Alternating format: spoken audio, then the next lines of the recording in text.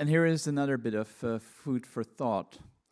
The FIAT IFTA Media Studies Commission, ladies and gentlemen, you might be acquainted with that, every year launches a call in spring.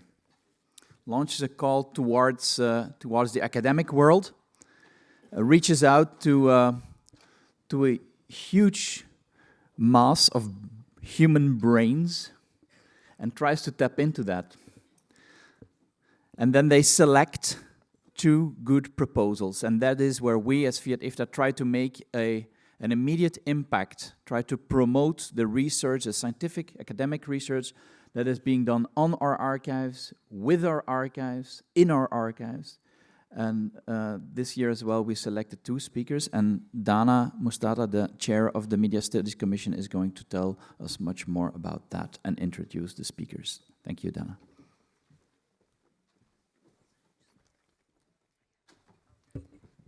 Good morning, everyone. Thank you, Brecht.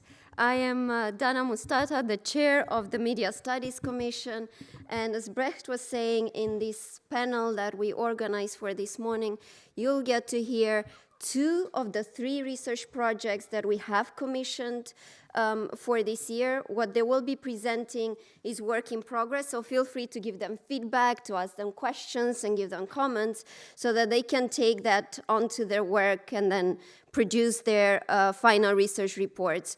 In the coming months, as soon as their research projects will be finished, we will update these on the FIAT IFTA website, so have a look at our library of research reports on the Media Studies Commission page of the FIAT IFTA website.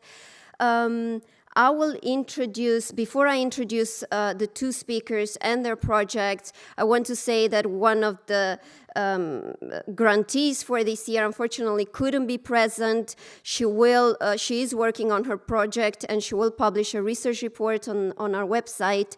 Her project was using AI tools on the INA collections, trying to grapple with questions around can we do new research questions emerge when we work with AI tools on audiovisual collections, what methods do we need to work with, and what new insights can we get out of that. So that project, you'll get to hear more, or you'll get to read more about it on our website. And so that I don't take any more time, I would like to introduce to you the first speaker for today, and Asli Özgen. She's an assistant professor in media and culture at the University of Amsterdam. Her research expertise cover the audiovisual memory of contested pasts, feminist and decolonial interventions in media historiography, as well as archival and activist practices regarding the audiovisual heritage of ethnicized, racialized, and migrant communities. She will speak to us, or the title of her presentation is Screen Memories, Activating the Audiovisual Heritage of Turkish Migrant Women's Movement in the Netherlands and the Role of Community Engagement.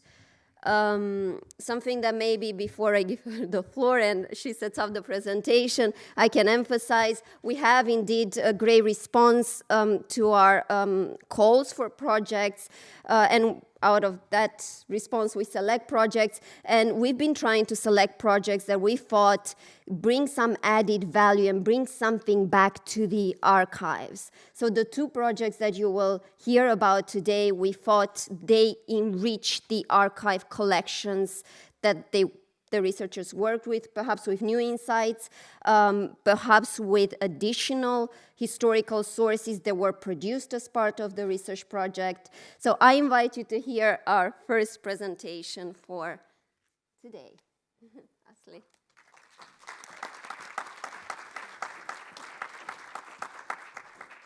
Thank you, Dana, and thank you, FIAT IFTA community, for having me here, and thank you so much, Media Studies Commission, for supporting this project. So I will talk about give you a broader description about what I'm working on, because what I'm preparing for the grant, the proposal is part of this bigger project. Right. Thank you. So, how do we go? Okay. So, Screen Memories is a broader research project into the archival status of the audiovisual heritage of the labor migrants, political refugees, and asylum seekers from Turkey in the Netherlands. And it explores the ways in which communities can be brought into conversation with institutional and grassroots personal archives. As you can imagine, the community that I'm working with is extremely diverse, broad, spans a few generations and political orientations, as well as different ethnic or religious identities. So it's not a homogeneous group, which is part of the challenge, but also exciting part of the project. So in Screen Memories, the project aims to activate this marginalized audiovisual heritage through several phases at various levels. First of all, my first year of working with this project was dedicated to mapping what is archived, where and how, in especially Dutch archive institutions. And secondly, because I encountered a lot of limitations in metadata descriptions, a lot of gaps and absences about what the artifacts actually are. So then the second phase will be dedicated to enriching the findability, accessibility, and knowledges around these items and collections. So that's where community engagement becomes a key factor. And I'm also interested in tracing non-archived items and collections, because in my talks with the community members, most of the time there's some excited moment. They say, oh, I have a lot of photos under my bed, or we have a set of VHS tapes. Are they interesting for you? Of course, but I'm not a professional archivist, so I think those items should be safeguarded where they belong, or maybe a community archive project could be started. So that's something that I want to explore with the communities themselves. And part of this activating is also should be in the form of curating and programming, so that these items and collections could be visible to wider groups of people. So what do we mean by activating is in the special issue on activating the archive of the Moving Image Journal, which appeared a few years ago, my colleague Elif Runge and I described activating as first excavating the archives to rediscover marginalized artifacts that remained invisible and inaccessible due to problems of incomplete or incorrect information, misidentification, and abandonment. And you can imagine with migrant objects being multilingual most of the time, this is a big problem in their descriptions. And secondly, activating involves spotlighting thus rediscovered artifacts through making them accessible for further viewing, exhibition, and research as a way to challenge, subvert, or complicate existing audiovisual and historical knowledges. So derived from active and to act, the word addresses the dormant potency of the archival moving image artifact to be awakened, set in motion to effect change and societal impact. And this description of, I keep saying, marginalized artifacts, I actually borrow from Bell Hooks. Her description of margins as being, a positionality of political reflection and activism. In her article on the margins, Bell Hooks describes margin to be part of the whole but outside of the main body. So that sort of also describes how migrant artifacts or artifacts related to migrant communities are positioned in archives as well. Most of the time part of the collections, the main body, but also not quite, because they remain inaccessible due to several problems. So I'm really interested in exploring the counter-history potential of these marginalized artifacts.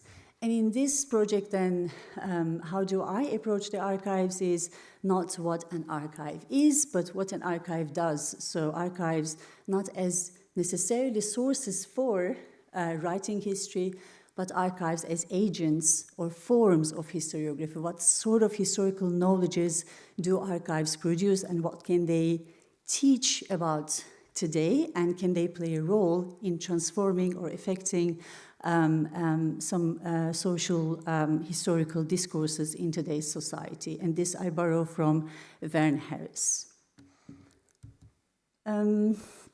This all brings us to the question of, the limits of the archive. What is stored, what is not stored, how it is stored, what are the absences and gaps and limits to knowledge. And then this brings me to the question of how do we exceed or negotiate these limits, the constitutive limits of the archive. And Saidiya Hartman, who has been writing on critical fabulation, for example, how to speak back to archival absences and gaps, has been a significant influence in the way conceptually this research has taken shape. So coming to the community engagement, there are a few things, the research questions that I'm dealing with. Can communities help exceed the constitutive limits of the archives? How to bring communities in contact with archival artifacts and vice versa? And how to stimulate or enable communities to speak back to archives. And what I'm interested in is how then to incorporate that kind of knowledges in the archival interfaces or systems so that they become visible to researchers and users. Should researchers or archives play an active role in stimulating this? And what are possible forms of community engagement? And what will be produced in this research, I think, will probably be helpful to approach similar migrant artifacts and marginalized communities, but also I want to emphasize that what we understand by community is always very heterogeneous. Communities, there are different opinions in communities, there are frictions in communities, different political orientations, as I said, different generations. So what I'm trying to do is also to try to appreciate and acknowledge the heterogeneity within a community and what they might want, also might not want. So what do they feel comfortable with sharing with archival institutions, speaking back to these items, but also maybe there are certain limits to what they want to share, especially thinking of some traumatic memories, for example, or some kind of frictions within communities. Could be some limits that communities might not feel comfortable with sharing. And then there's a lot of emotional labor to create that kind of community response, I think, and that's part of the project. I think that we should try to give as much space and agency to the communities and sort of work with them about how, in what ways, and to what extent they want to speak back to the archives.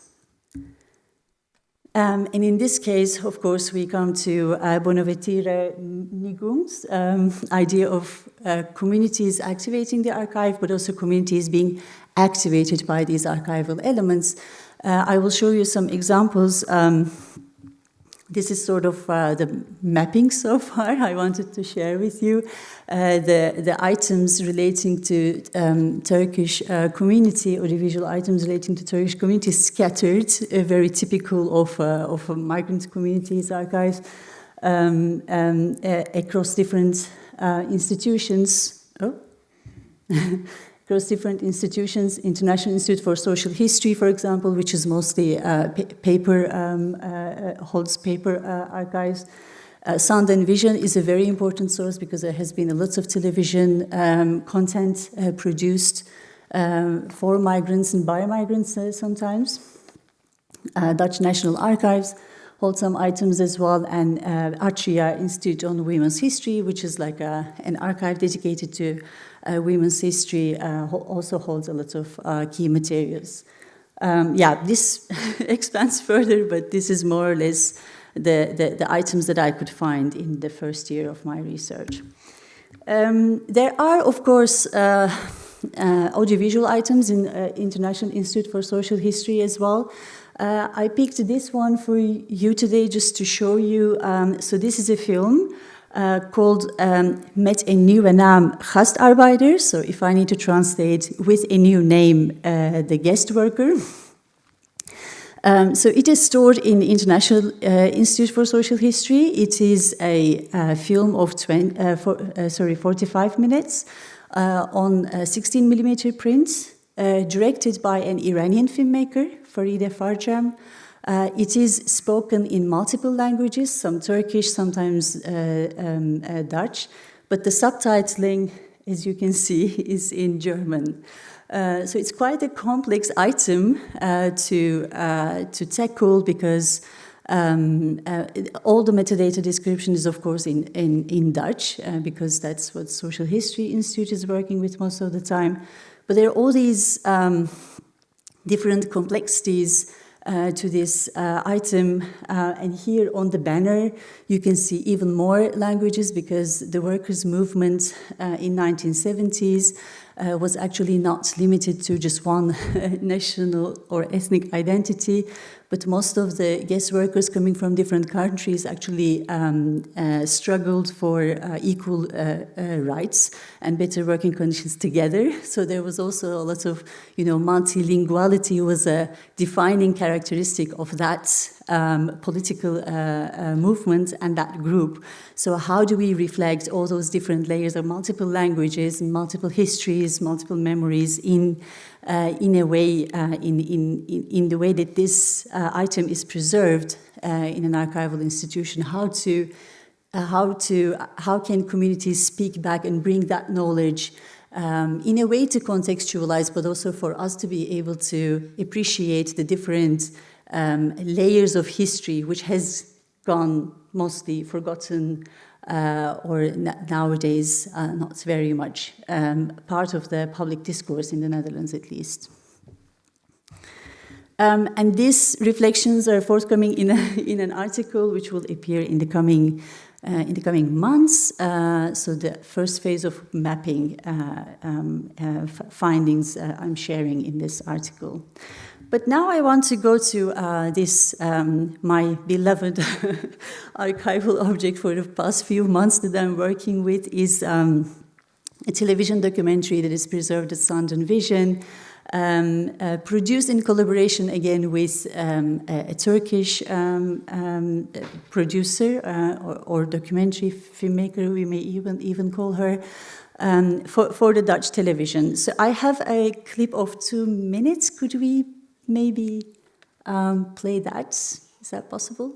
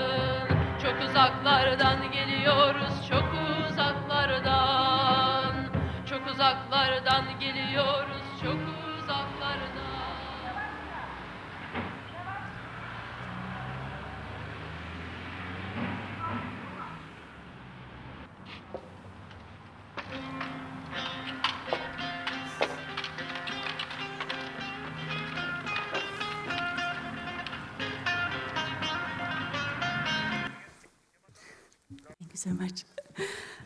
So what you saw was a young woman just singing. We come from far, very, very far, and it's actually sort of a song made from a poem, based on a poem by Nazım Hikmet, who is a well-known poet from Turkey. Was member of Communist Party. That's why he was expelled and had to die in exile. So it is an experience of displacement. That is the theme of the poem on which this song is based. But as you can see, it is, I come from real film analysis background, so for me this is such an intriguing prologue of a documentary that brings us closer to, that young migrant woman, and when it's intercut with images of, all like the crowd of women walking on the street. I think it is in a way personalizes that kind of encounter, that it is meant to be screened on television.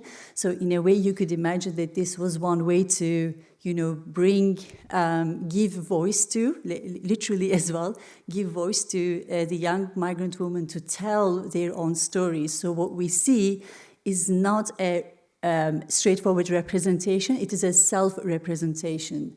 And I'm really interested in these kind of moments of self-representation, mostly these images produced by the feminist movement, the feminist collective of Turkish migrant women in the Netherlands. And it just ends, I selected the clip to end at a moment that we just actually zoom in on just one young woman who is just exiting the factory. I think it's in a way speaks very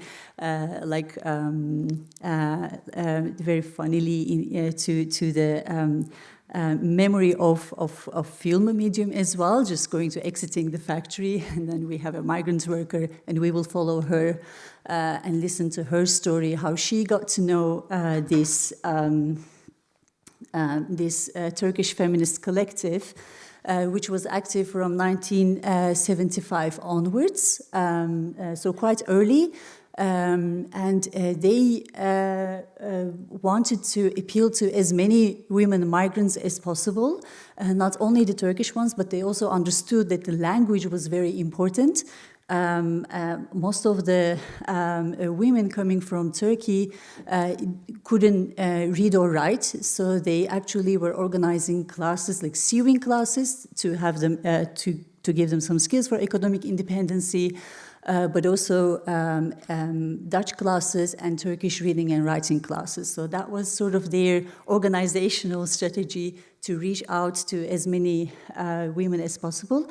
And they collaborated a lot with other feminist collectives from, for example, Surinamese or other Black women's collectives in the Netherlands around that time. And the archives of this feminist collective are scattered across these three institutions. Well, I would like to now move on to my conclusion. I have just 1 minute left. So why looking at this particular kind of objects, especially in the television archive, and how then speaking back, how is it relevant for us today? First of all, there are three contexts that I see entangled here. The history of feminist activism in the Netherlands. Most of the time, this is very,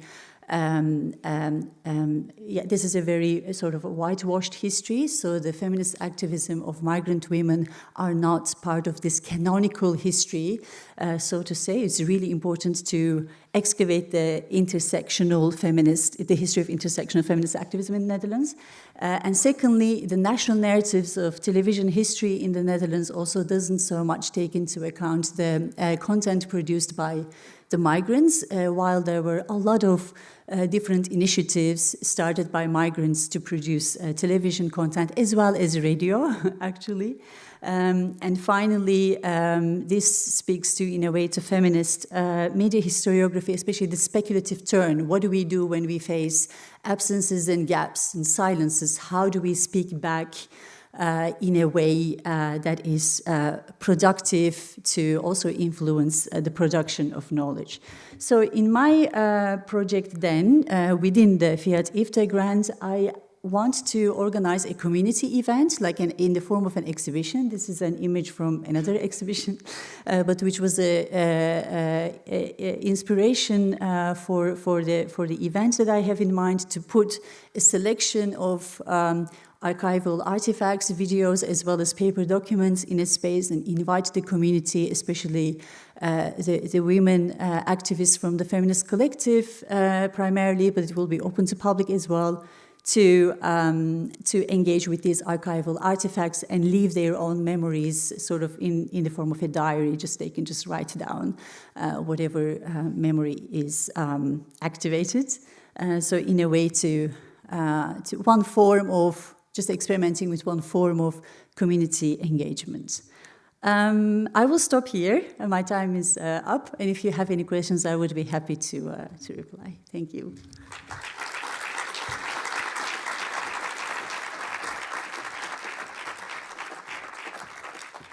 Thank you, Asli, and we're looking forward to hear about the results from the community event. Questions for Asli? Or comments, feedback? Yes, I see one. Eugene. Thank you very much for your presentation. It was very interesting. I thought that it is important to that the archive is open to the public, especially to the researchers for media studies. I want to know that how was reactions of Turkish communities about this your study, if it is well known at the communities. Thank you. So I'm actually my relation. So I'm not a descendant of the migrants. I'm a quite recent migrant myself to the Netherlands. My relations with the community are mostly formed during, 1st of May walks or this kind of like political activism moments, and they are very excited to hear that there is some kind of attention, because that kind of appreciation actually has never been the case so far. Even so, there's this Dutch canon, which is like a canonical, frame of Dutch history, where you can read about all the like canonical moments in Dutch history. And Turkish guest workers were added only, I think, 2 years ago. So it's very recent that it has been acknowledged as being part of the history of the country and workers' movements. Like it has different layers. But what I see mostly is some kind of appreciation, excitement that they get some kind of appreciation. Yeah. Thank you. Other questions for Asli?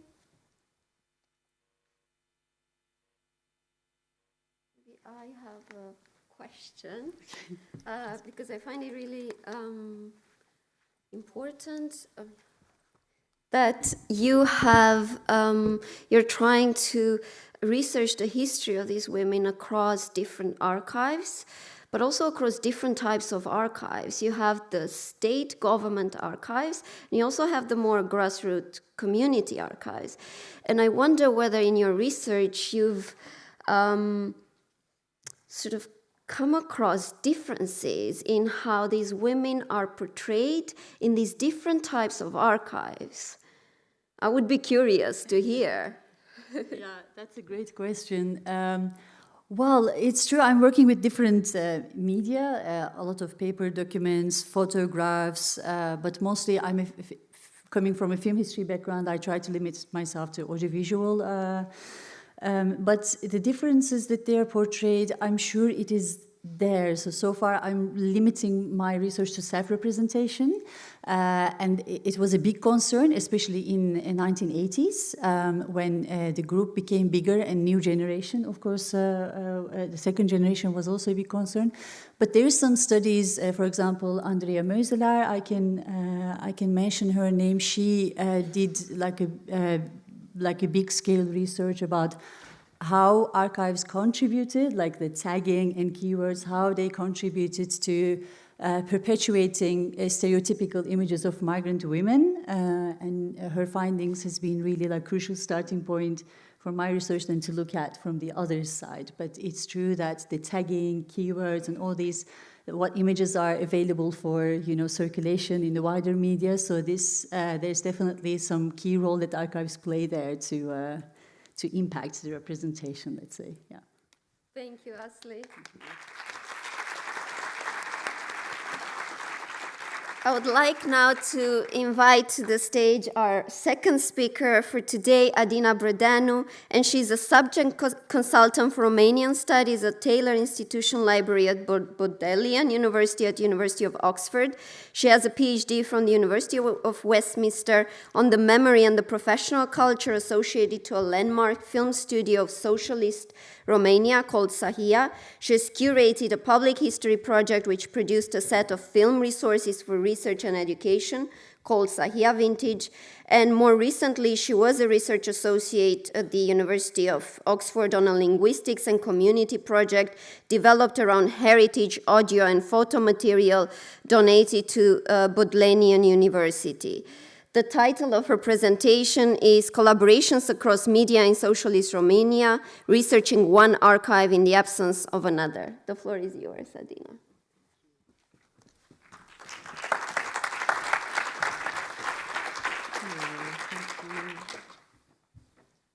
Yes, thank you. So first, my comment on Asli, wonderful project. I'm jealous, I think, envious, because there are so many sources for research for Asli. While I come from a context of, I would say, extreme archival scarcity, so for many years I've been a researcher without an archive, and now that I finally found an archive to research, I'm tempted to keep very close to the documents. I found myself this morning fearing that what I'm going to talk about will be pretty boring, because it might look a bit parochial, because it's something that is still very close to the documents in a media television archive back in Romania. But let me start talking about, just with a quick note about this whole process of archival research. Which involves, of course, encountering an archive, in my case, a physical archive, sometimes for the first time, the case of my encounter with the archive of TVR, Romania's national broadcaster. When entering a previously unknown physical archive, I repeat, researchers need to allow themselves some time to get used to the particular taxonomy of that archive, to develop a framework, to understand how that large body of material makes sense, to come up with a strategy of browsing through material that not always refers specifically to one's topic of study. And finally, as Jason Jacobs remarks, researchers also need time to work through an archive after they left the archive. I finished work in Bucharest in August and started at the end of July. Therefore, I'm still sifting through the body of material that I have encountered. So what I'm presenting are partly forms, ideas in progress, still very close to the documents. This was a sort of disclaimer. So this said, my project that FIAT IFTA kindly decided to support was meant to explore the collaboration between two institutions active in socialist Romania, the country's only documentary studio, established in 1950, which went by the name SAHIA, well, Alexandru SAHIA, but I will refer to it informally as SAHIA, and the broadcaster TVR. I built this project on some prior research and curatorial work around this particular film studio. The name SAHIA, for the Romanians who lived through the communist times, the name SAHIA is inseparable from that particular era, because for 4 decades, 1950 to 1990, the studio was identified with documentary production in the country. Its output was fairly diverse, included a wide range of factual productions, from creative documentary to what we used to call political propaganda into all sorts of ephemeral productions such as tourism, industrial, health and safety, etc. During the first 2 decades of the studio, the weekly newsreel that it produced for theatrical distribution provided the core of the production culture of the studio, was the main factor of professionalization in the studio, because most filmmakers and cinematographers gathered experience by working for the newsreel. And while the output of Sahia was diverse, as I said, its public visibility was based mostly on this run-of-the-mill pro-regime political output, which was constantly highlighted in the official press, paraded in the opening pages of the newspaper, etc. So when the Ceausescu regime collapsed at the end of the 80s, the studio already had its image carved in the public imagination as the propaganda studio of socialist Romania. In their introduction to a collection of so-called ethnographies of absence, Dan and Friedrichsen, which I quoted there, set out to examine what had been lost in the so-called transitions of the former communist countries from Central and Eastern Europe. And they argued that the transformation of the social world depends in crucial ways on processes which involve making things go missing and indexing their absence, or taking things away or allowing them to be silenced, abandoned, or dismantled, and then pointing to the holes, marking where they used to be. One of the things that went missing in Romania of the 90s, that is after the collapse of the Ceausescu regime, was this particular documentary studio, which was pushed to the margins of public and professional visibility as a minor casualty of the post-communist condition. Sahia was completely forgotten during my formative years in the film industry. Nobody wanted to remember the institution, its former employees, or its past output, which of course had to do with historical accountability. Anthropologist Stephen Sampson, writing at the time, reminded us that countries from the region had to acknowledge not only their past heroes, but also those that came with less heroic histories, whether personal or institutional. So I became interested, perhaps a bit obsessed in this studio, precisely because of the pervasive negative memory associated with it in the 90s and 2000s, when I believe it had been cast as the Museum of Collaboration of Romania, that museum that Sampson was writing about. When I decided to research Sahia, I felt challenged by the limited sources of information about it. In time, my research has been shaped by archival unavailability.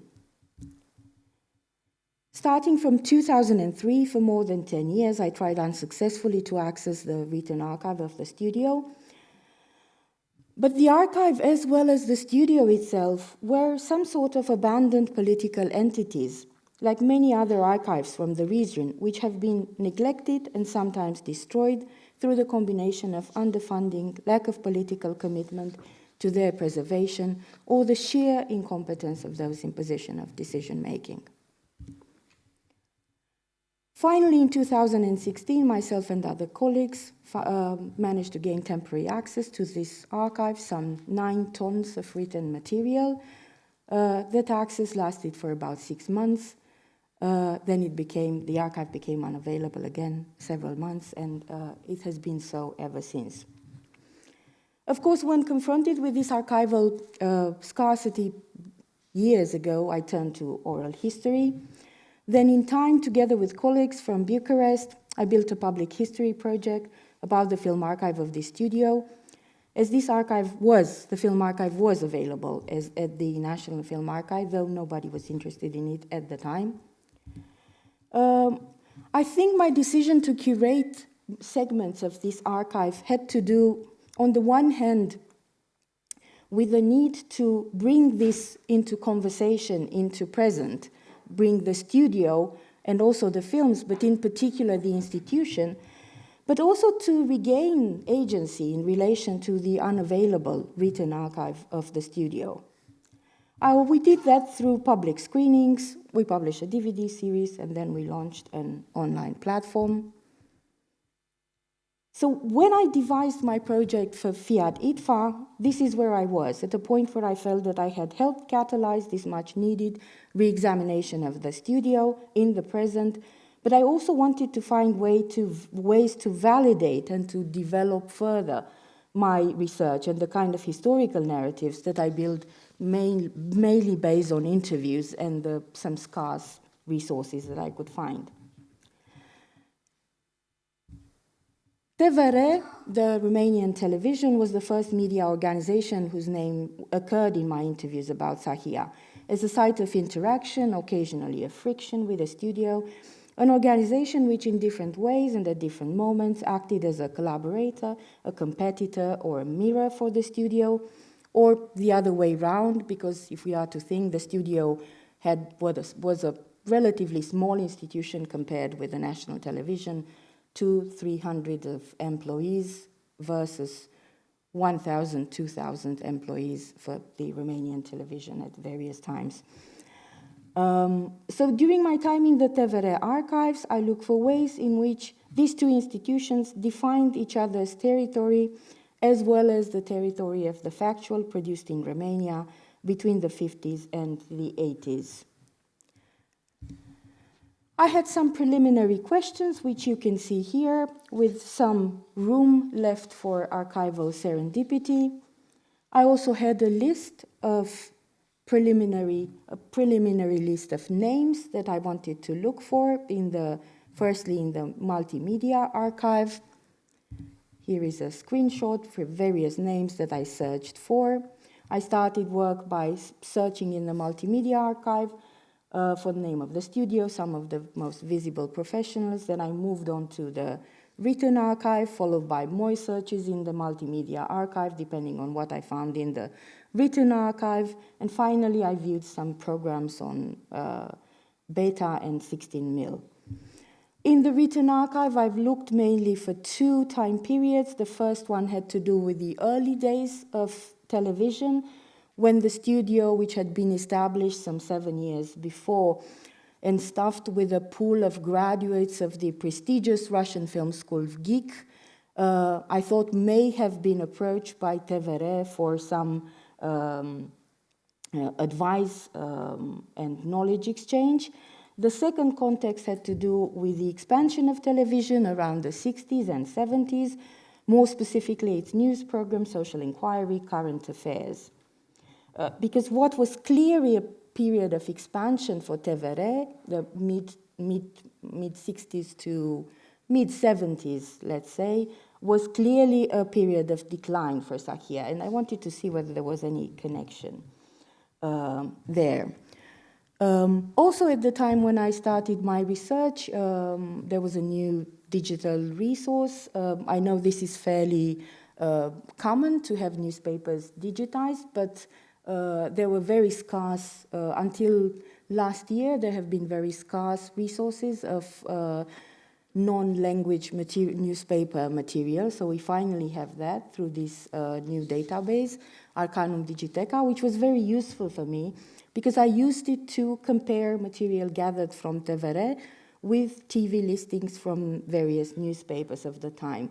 And this was a good reminder that what is available in the archives is inevitably partial, not only because in some cases the archival material has been pre-selected, sometimes according to criteria which have not been or are not transparent to the researchers, but also because the Romanian television comes with a history of violent intersection with historical context, which account for some gaps in the archival holdings.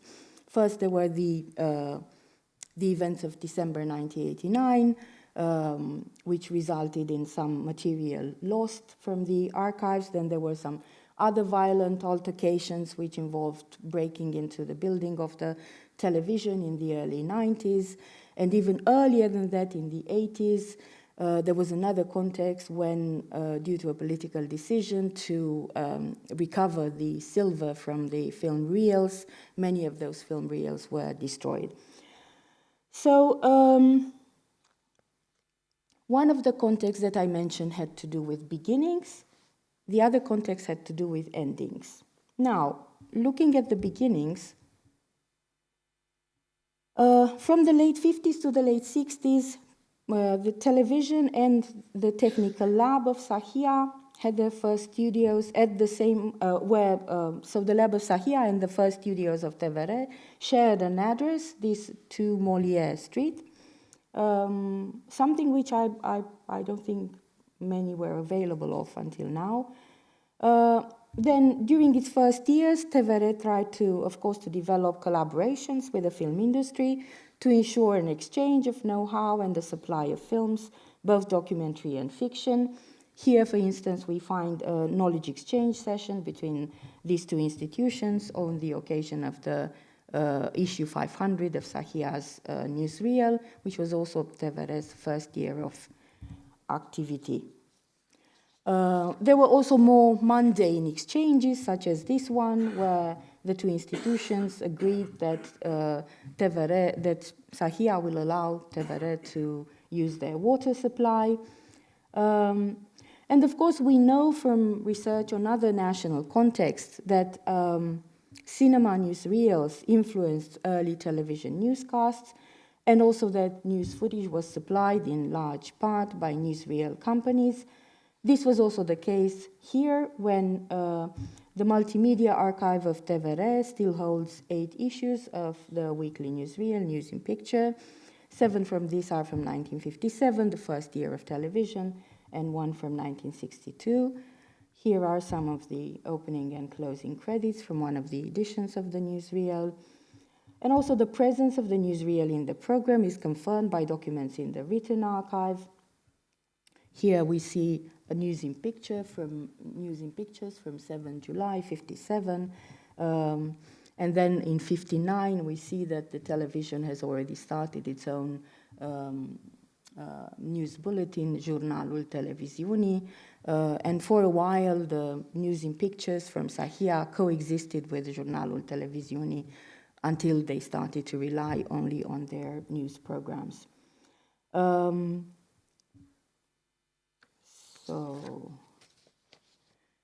then, of course, to cover the entire national cinema network, each edition of News in Pictures was available in cinemas for 6 weeks, which became a problem several years later when TVR started developing the said news bulletins.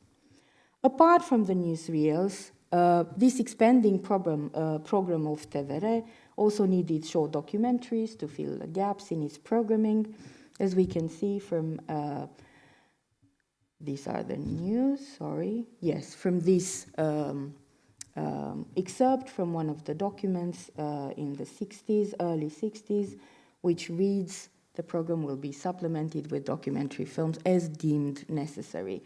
I'm afraid this was the function of the Sahia documentary for most of the communist era, so from the late 50s up to the end of the 80s.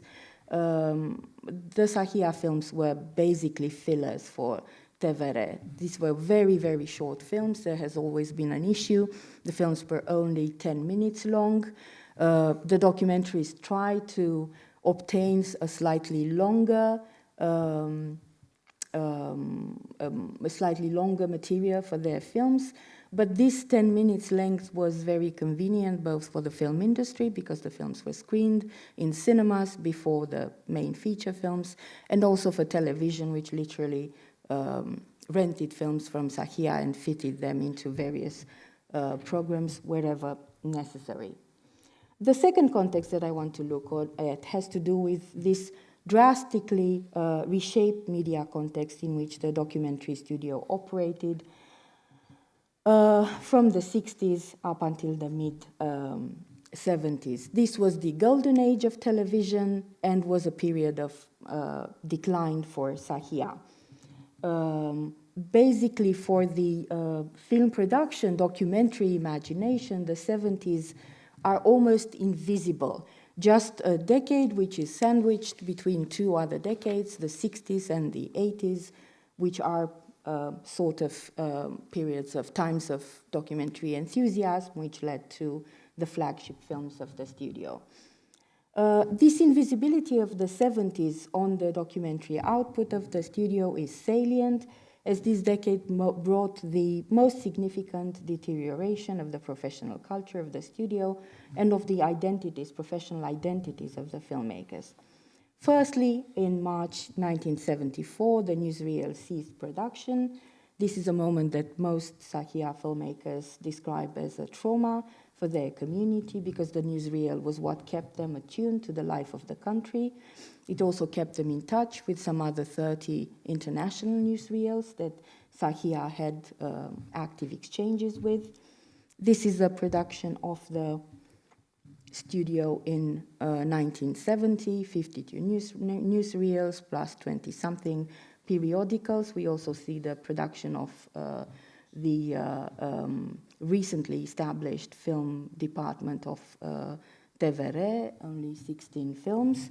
And then 4 years later, we see a short announcement in a publication edited by the National Film Archive, which bluntly informs that the News in Picture has ceased production, and on the second scan we can see the content of the last newsreel published by Sahia, which is entirely dedicated to the appointment of Nicolae Ceausescu as president of Romania. Hence, this temptation to read this decision to discontinue the newsreel as a 100% political decision, as many former employees of the studio do. However, this is also one of the contexts where it's worth insisting on this point of tension between oral history and archives. Sahia was a paradoxical institution, a studio which was established to propagate a certain political pedagogy of the socialist regime, state and party. Yet this studio managed to maintain a warm and homely internal culture, a sense of joyful precariousness, which had to do with this decades-long proximity, ideological but also geographic, to the country's political establishment. The main buildings of the studio were located in a quarter associated with Romania's political establishment, and the rich repertoire of stories has been woven around this studio, some of them about abrupt relocations of the studio from one address to another. One of these, for instance, has to do with a tense encounter between the studio's dog and Romania's Prime Minister, Constantin Dăscălescu, who was visiting Sahia for a special screening. Throughout the years, another politician, Gheorghe Maurer, became a neighbor of Sahia, apparently by moving into one of its buildings at 106 Eamon Boulevard, which prompted the relocation of the entire Popular Science Department to its neighboring building. Now, the discontinuation of the newsreel also has a place in this institutional mythology, which is, believe me, very rich. And it's being regarded as a consequence of the precarious situation of the studio in relation to this discretionary political power. In a piece published in the early 90s, one former employee of Sahia recounted how in 1974, quote, the main building of the newsreel was deallocated with virtually everything being thrown in the street, all the lab's equipment destroyed, and all the specialists scattered to the four winds. Thus, all of a sudden, there was no need for a newsreel in Romania. Both the author and her colleagues recount this particular context by drawing on this geographic closeness of Sahia's technical lab, located at number 2 on Molière Street, which I've shown you before, to the residence of the Ceausescu couple, who were allegedly disturbed by the traffic caused by the constant mobility of the newsreel staff. Nota bene, by the time the television had already moved into its new quarters at a different address. This explanation is very tempting if we look, for instance, at a map of the main locations that I mentioned so far. So on the top, it's the Casa Ceausescu. On the bottom is the new address of TVR. You can see Street Molière number 2. And basically, between each of these locations, we have 10 minutes walking time, even less between Molière and Casa Ceausescu, some 5 minutes walk, which makes the hypothesis about noise somewhat plausible. and still it is difficult to establish to what extent was the discontinuation of the newsreel a political decision. Particularly at the beginning of the 70s, kind of historical imagination, domestic historical imagination, puts a moment which is somehow identified as a sort of mini cultural revolution in Romania, the passing of a body of documents which marked the reinforcement of culture as ideological propaganda. What helps in order... Okay, yes, I was sure. Yes, so I wanted to suggest to take a look at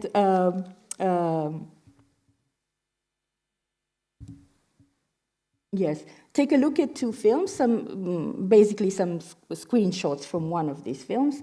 One of the points made by the so-called July thesis, so this particular moment when ideological work had started to be reinforced in Romania, had to do with the need to eradicate what the jargon of the time called social parasites. Speaking of, I thought about this when I listened to the de-biased presentation of the de-biased project yesterday. So this term used to describe those deemed to contribute insufficiently to social progress, basically people without jobs. Sahia started producing two films commissioned particularly to expose this category of people. And a few years ago, I had one of these films published on DVD. And I found very interesting the way in which the translator, a native English speaker, who knows Romania but has not lived during communist Romania, translated some of this, a dialogue, a particular dialogue in this film. So at some point, the filmmakers are going through various restaurants, bars, filming people without jobs and conducting interviews with them. And at some point, one of the young men refuses to respond to the questions of the reporter, and we have the following dialogue.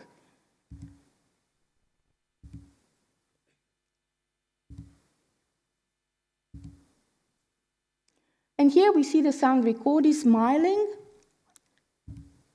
and actually he's smiling because he heard what the young man said, that he was afraid that that was a trick put together by Spotlight. The translation that we got from the professional translator was the one in blue, and that was the moment when I realized what the man was saying. But of course, the translator hadn't heard about Spotlight, so he tried to come up with a different translation. This was Reflector, a very successful TV program which was launched at the end of the 60s, which had a massive impact on the media context of the times. And because Dana has told me to try and stop, I have a lot of documents. As I said, for 10 years I tried to research this institution without having access to documents. So now when I finally found some documents, I find it very difficult to put them aside.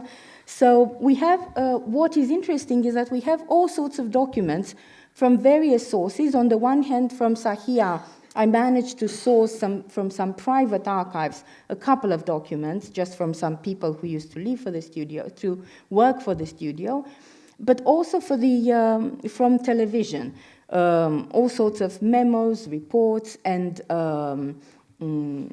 audience polls about the success of this particular program, and also the success of other factual programs which were developed at the time.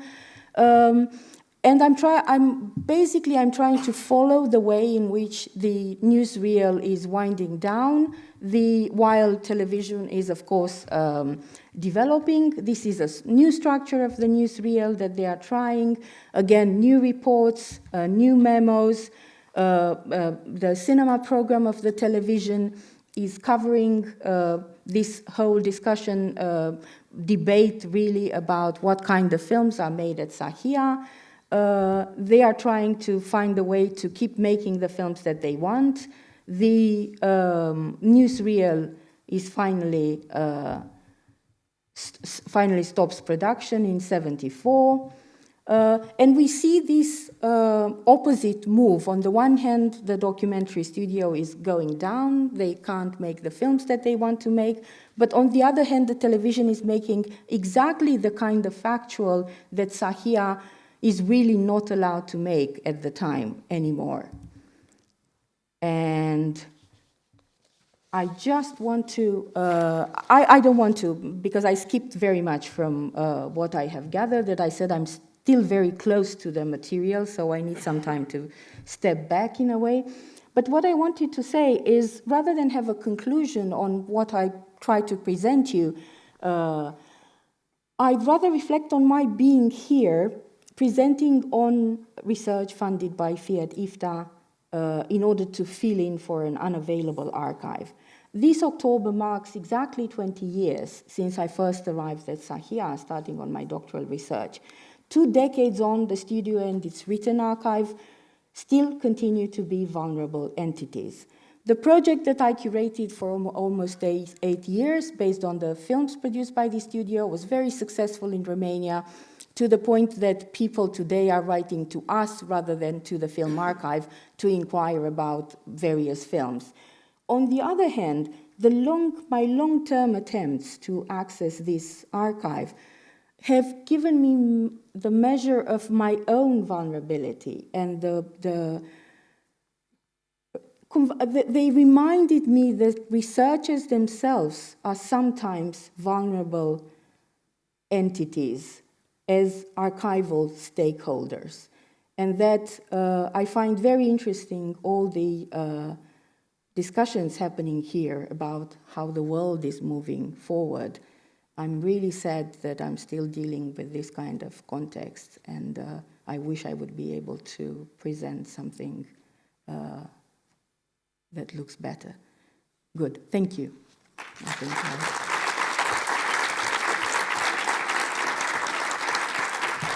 Thank you very much, Adina. I've learned a lot from your presentation, also being interested in this research topic. And I want to say something, indeed, for me at least, what the value of going back to these analog documents, many of them, as Adina was saying, are not available, are missing. You really need to go to different institutions to piece together a puzzle. And I think these kind of histories that fall through the cracks, we really need to have in the back of our minds as we move forward and we use these AI tools and automated, generated readings of big data and retrieve information from archives that are available. But what about these histories that fall through the cracks? What do we do with them? So I think the sort of the questions that, indirect questions that presentations like this raise is that we still need to think about our old ways and the documents that present histories that are not readily available. So I don't mean to take much time because are there any questions for Adina? I want to give the floor to questions.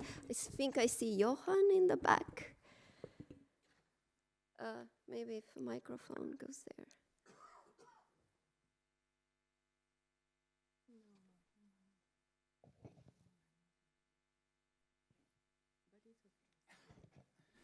Yes, good morning. Thank you very much for your talk. And I would love to listen to the whole story.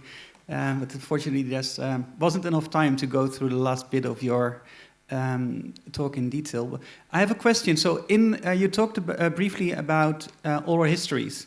So, can you reflect on that? Because in a way, you are creating, say, new documentation. And I was curious where this will be stored. Is this, for instance, something that TVR would like to provide access to at some point? Thank you. Thank you. TVR is a new addition to my research project, so I think this is why I'm still so close, perhaps too close to the documents, as you have seen today. Because up until August, I only worked on Sahia, and because the archive was not available, I tried to find all sorts of alternative sources to research its history. And oral history, interviews, formal, informal, have been the main source of my research. And as I said, I went into curating because I felt that that was not enough to... I did my PhD based on those memories, because I wrote about the memory of Sahia, and that was fine. But writing about the history of Sahia was very different. The oral material that I haven't done anything with it now. I'm thinking about doing that. I kept it for many years. I'm even thinking about doing a sort of unusual type of podcast, but I'm still thinking about this. The oral history does not contain too much about Tevere, just some scattered references to that, so I'm not sure whether they would be interested. But I also plan to do something about this particular newsreel, because that platform that we develop, it doesn't have anything about the newsreel. And now I'm thinking of starting a new project to look at newsreel versus Tevere. And of course, I need to talk about this with Tevere to see whether they will allow us to use just a tiny part of their archive, but this is also a project. And as about the oral interviews, yes, as I said, perhaps a podcast in a year or two. I'm still going through what the recordings I have. They are from between 2003 and 2005. It's interesting to go back to some recordings of your own as a researcher, because even my questions are different now than they were at the time. So that's all for now. Other questions for Adina? No, we have been running out of time. Adina will be still available, so if you have questions for her, and her research report will be available on the FIAT IFTA website, so please do read it when it will be published. Thank you to both our presenters for today, and thank you for being here.